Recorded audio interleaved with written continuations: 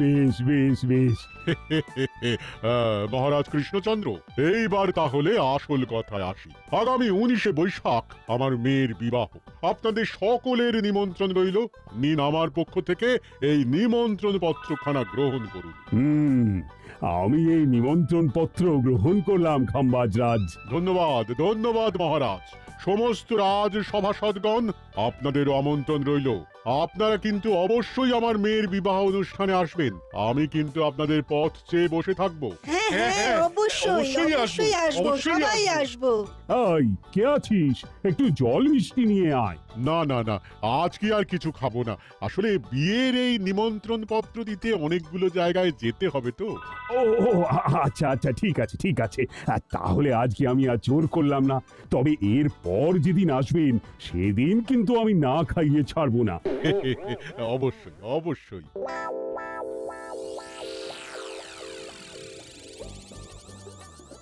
আহ, কতদিন পর বাজারে একটু কুচো চিংড়ি পেলাম। আজকে এই চিংড়ি দিয়ে গিন্নিকে বেশ জমিয়ে একটু লাউ ঘন্ট করতে বলবো।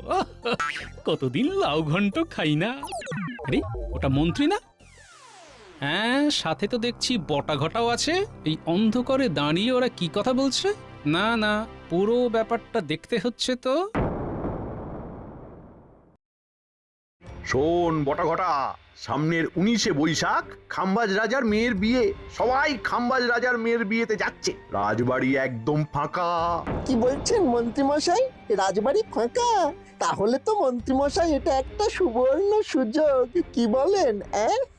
হ্যাঁ রে, আরে সেই জন্যই তো বলছি রাজবাড়ি ফাঁকা। মহারাজ মহারানী কেউ থাকবে না। এই সুযোগেই রাজবাড়ির সমস্ত ধন সম্পদ যা যা আছে সব একেবারে চুরি করে ফাঁকা করে দিতে হবে। আর এই কাজটা করতে পারলেই ব্যাস, তারপর সারা জীবন শুধু পায়ের ওপর পা তুলে বসে থাকবো। আমরা সব বুঝে গেছি মন্ত্রীমশাই, আপনাকে আর কিচ্ছু বোঝাতে হবে না। ঠিক আছে, তাহলে তোরা বাড়ি যা। হ্যাঁ, আমি একটু বাজারের দিকে যাই। গিন্নি আজকে আবার একটু পাবদা মাছের ঝাল খেতে চেয়েছে। ঠিক আছে, আমরা তাহলে আসছি মন্ত্রীমশাই। হ্যাঁ হ্যাঁ, যা যা, চলে যা।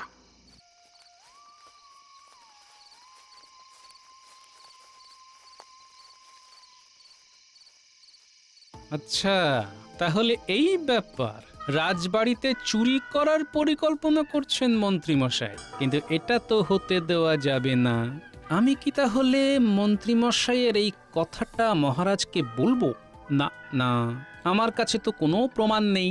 আমি যদি মহারাজকে এই কথাটি বলি তাহলে তো মহারাজ আমার কথা বিশ্বাস নাও করতে পারেন। না না না, আমাকে আমাকে অন্য কিছু ভাবতে হবে, যাতে সাপও মরে আর লাঠিও না ভাঙে।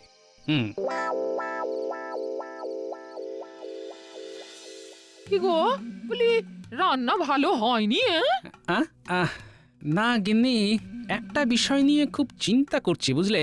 কি গো, বলি কি হয়েছে? বুঝলে গিন্নি, ওই মন্ত্রীটা আবার রাজবাড়িতে ক্ষতি করার জন্য ফন্দি করছে। তাই নাকি? উনি আবার কি ফন্দি করছে না? আরে আগামী 19শে বৈশাখ তো আমরা সকলে খাম্বাজ রাজার বাড়িতে যাব। রাজবাড়িতে একদম ফাঁকা হয়ে যাবে, আর সেই সুযোগটাকেই মন্ত্রী কাজে লাগিয়েছে।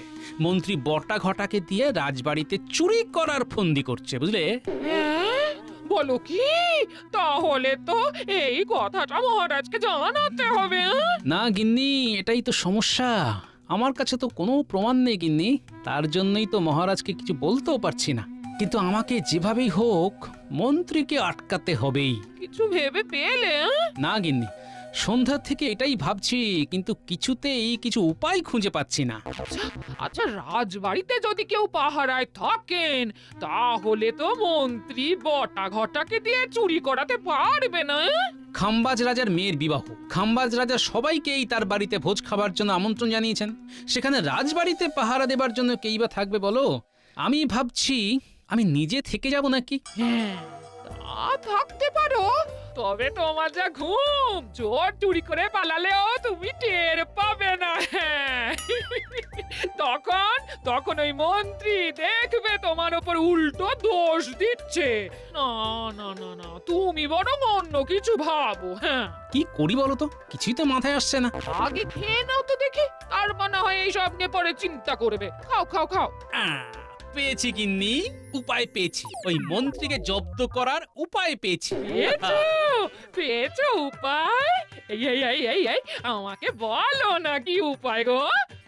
বলবো গিন্নি, তোমাকেই তো বলবো।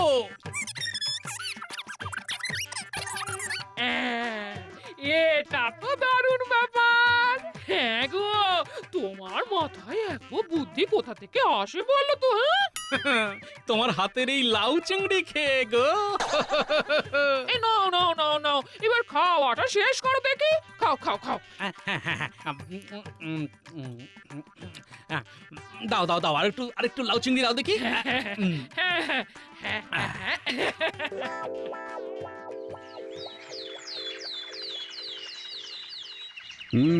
তাহলে সকলেই খাম্বাজ রাজার মেয়ের বিয়েতে যাবার জন্য প্রস্তুত তো?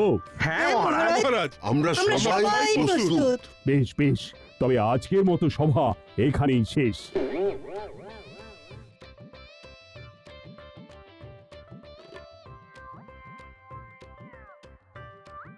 না, এইবার আমাকে মহারাজের কাছে যেতে হবে। ওই ব্যাপারে মহারাজের সাথে কথা বলতে হবে। হ্যাঁ,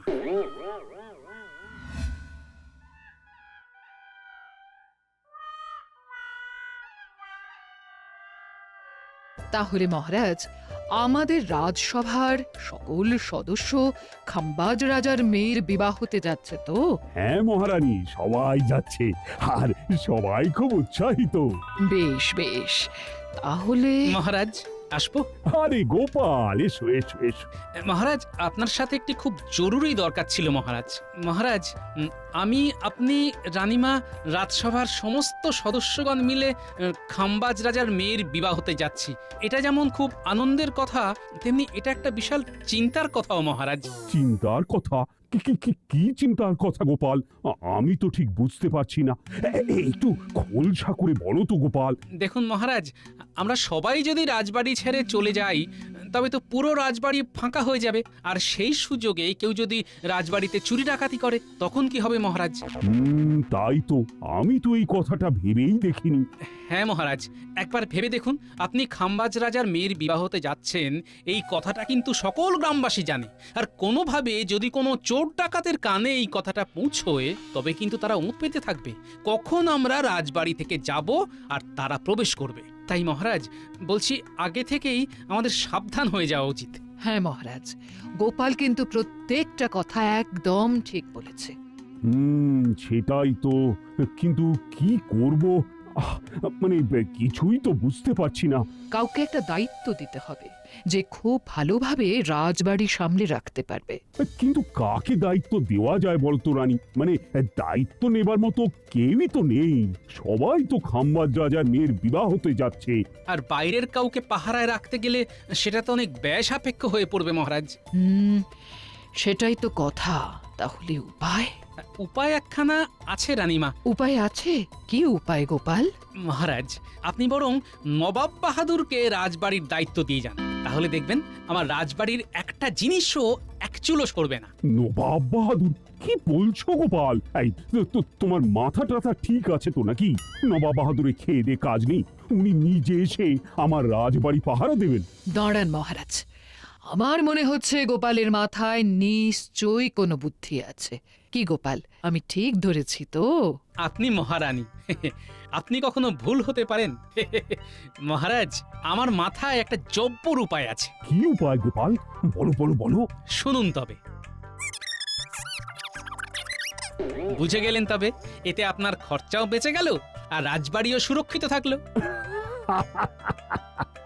সত্যি গোপাল, তোমার বুদ্ধির জবাব নেই। আর এই কথাটা 5 কান করার দরকার নেই মহারাজ।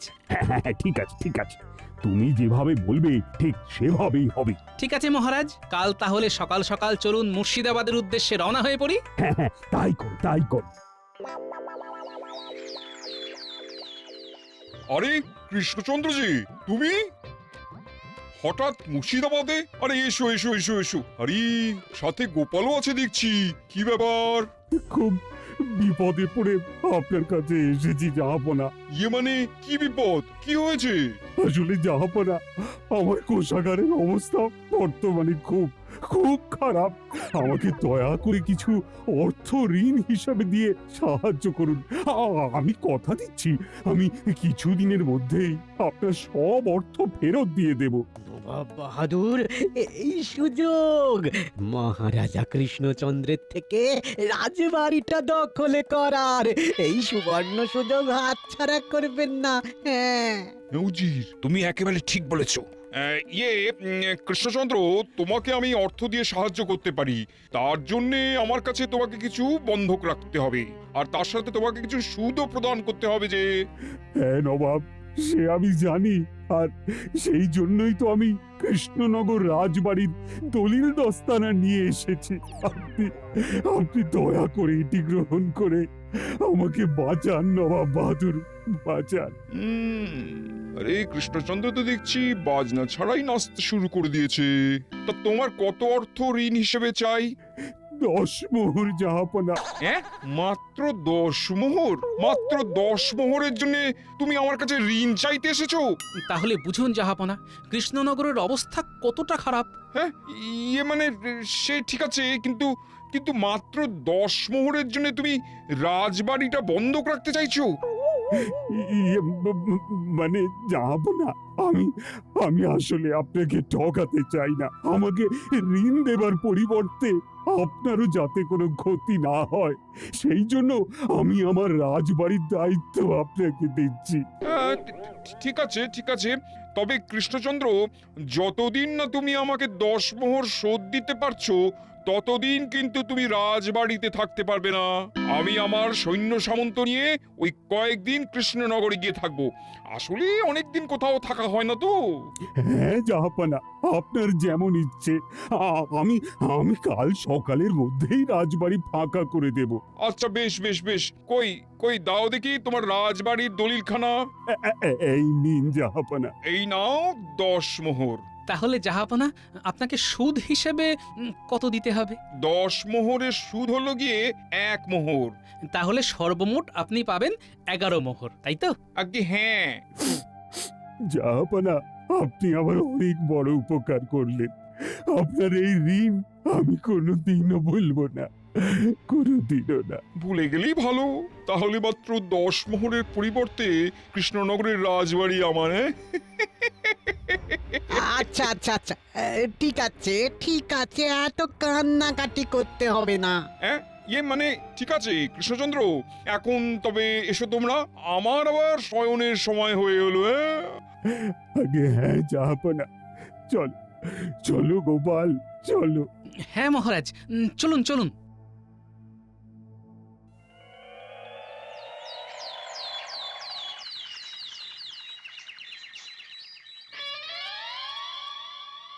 মহারাজ, সবাইকে বেরিয়ে যেতে বলুন, ওইদিকে নবাবের আসার সময় হয়ে এলো। হ্যাঁ হ্যাঁ, তুমি এই কথাটা ঠিক বলেছো গোপাল।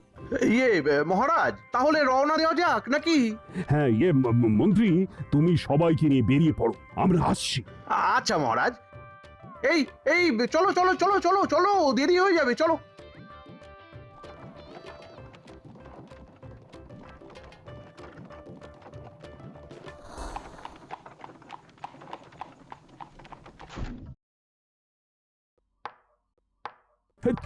চলে এসেছেন জাহাপনা, আমি তো আপনার জন্য অপেক্ষা করছিলাম।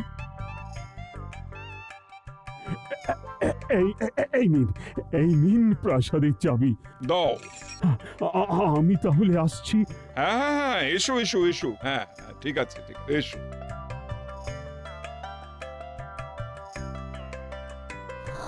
উফ, এতদিন পর কৃষ্ণনগর রাজবাড়ি মনে হচ্ছে আমার হাতের মুঠোয় এলো। কি বলো উজির? যা বলেছেন নবাব বাহাদুর। ওই ওই ওই ওই ওই কৃষ্ণচন্দ্র কত বোকা ভাবুন, মাত্র 10 মোহরের জন্য এই এত বড় রাজপ্রাসাদটা বন্ধক রেখে দিল। কি আর করবে, এই রাজপ্রাসাদ ছাড়া তো কৃষ্ণচন্দ্রের বন্ধক রাখার মতন আর অন্য কিছু নেই। তাই যাকে আমার এতদিনের মনের ইচ্ছে পূর্ণ হয়েছে।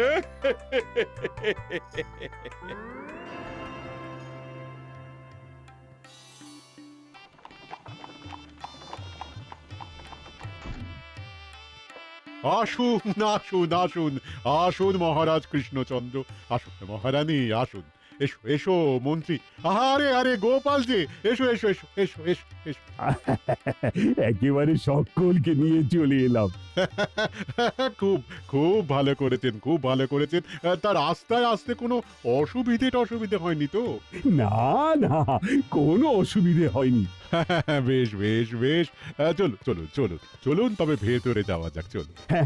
চলুন চলুন। হ্যাঁ হ্যাঁ, চলুন চলুন। খুব সুন্দর কচুরির গন্ধ আসছে, নিশ্চয়ই হিঙের কচুরি হচ্ছে, তাই না?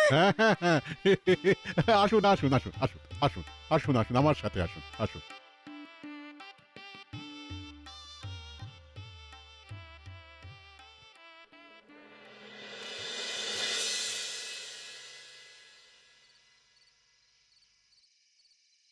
হ্যাঁ, খান খান মহারাজ, মহারাজ খান, ভালো করে খান, তৃপ্তি করে খান। আরে আরে আরে গোপাল, গোপাল তুমি তো কিছুই খাচ্ছ না হে। এই তো খাম্বা যা, আমি খাচ্ছি তো। আরে খাও খাও, আমার মেয়ের বিয়ে বলে কথা, একেবারে কবজি ডুবিয়ে খাও। আরে পণ্ডিত, আস্তে খাও, গলায় বিষম লাগবে তো। আসলে আসলে রান্নাগুলো খুব ভালো হয়েছে তো, তাই কোনটা ছেড়ে কোনটা খাবো বুঝে উঠতে পারছি না।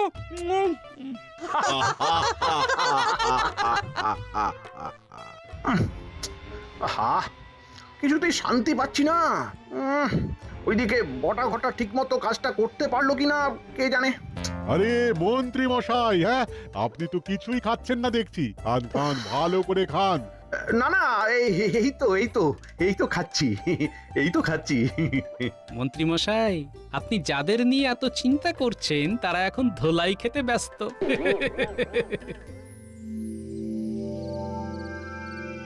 এই কটা যা পাবি একেবারে ঝেপে নিবি, বুঝলি? হ্যাঁ হ্যাঁ, বুঝেছি বুঝেছি। তুই এত চিৎকার করে কথা বলিস না তো, কেউ শুনতে পেলে।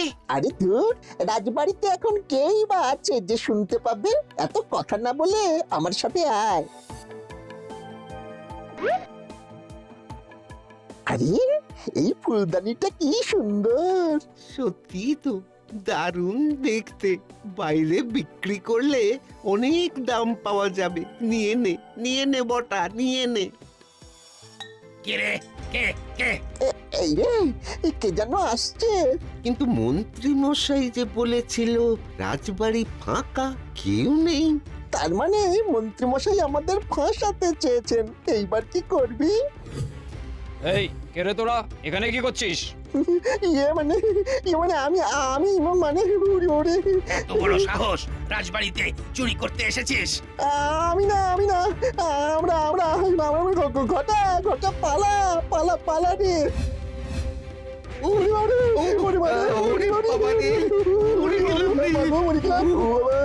কি ব্যাপার, কি হয়েছে? এই রে, নবাব বাহাদুর এখানে কি করছেন? জাহাপানা, এরা দুজন চুরি করতে এসেছিল। কি এত বড় সাহস! এদেরকে রাজবাড়ির সামনে আম গাছের সাথে বেঁধে রাখো, কাল সকালে আমি এদের শুলে চড়াবো।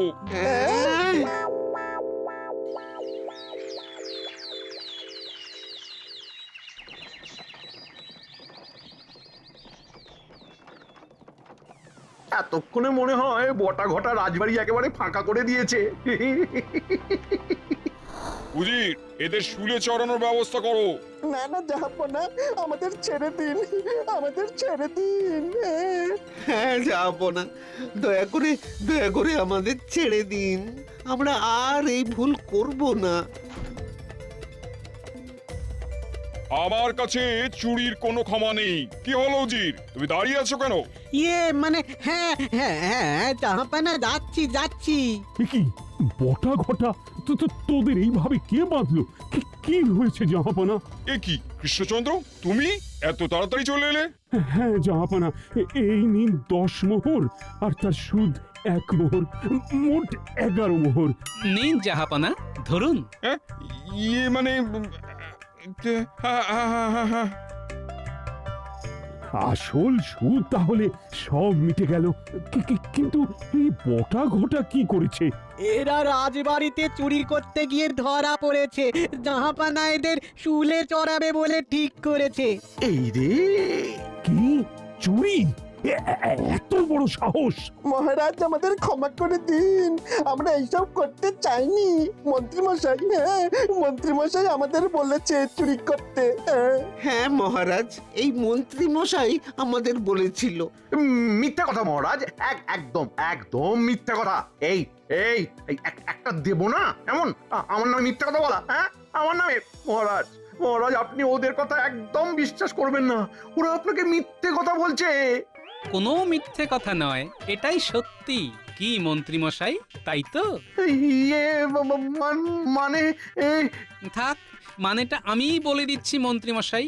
মহারাজ, আমি নিজের কানে শুনেছি এবং নিজের চোখে দেখেছি এই মন্ত্রী মশাই বটা ঘটার সাথে রাজবাড়িতে চুরির পরিকল্পনা করছিল। আর ঠিক সেই কারণেই আমি আপনাকে নবাবের থেকে 10 মোহর ঋণ হিসেবে নেওয়ার পরিকল্পনা দিই, যাতে আমার এক ঢিলে 2 শিকার হয়। মন্ত্রী, তোমার ব্যবস্থা আমি পরে করছি। সবই তো বুঝলাম, কিন্তু 10 মোহর ধার নেওয়ার পরিকল্পনা মানে আমি তো কিছুই বুঝতে পারছি না। আসলে আমাদের সকলের খাম্বাজ রাজার মেয়ের বিবাহতে নিমন্ত্রণ ছিল। এই ব্যাপারটি জানার পর কিভাবে রাজবাড়িকে ফাঁকা ফেলে চলে যেতাম বলুন? আর বাইরের পাহারাদার নিয়ে এসে রাজবাড়ি পাহারা দিতে গেলে তো অনেক খরচও হয়ে যেত। তাই গোপাল আমাকে পরামর্শ দেয় 10 মোহরের পরিবর্তে আপনার কাছে এই বাড়িটি বন্ধক দিয়ে আসতে, যাতে মাত্র 1 মোহর সুদের পরিবর্তে রাজবাড়ি পাহারাও হয়ে যায় আর চোর ধরাও হয়ে যায়। হ্যাঁ, মাত্র 1 মোহর সুদের জন্য এত খাটুনি হলো আমাদের? জাহাপনা, তাহলে বলুন কেমন লাগলো আমার সুদের পরিমাপ?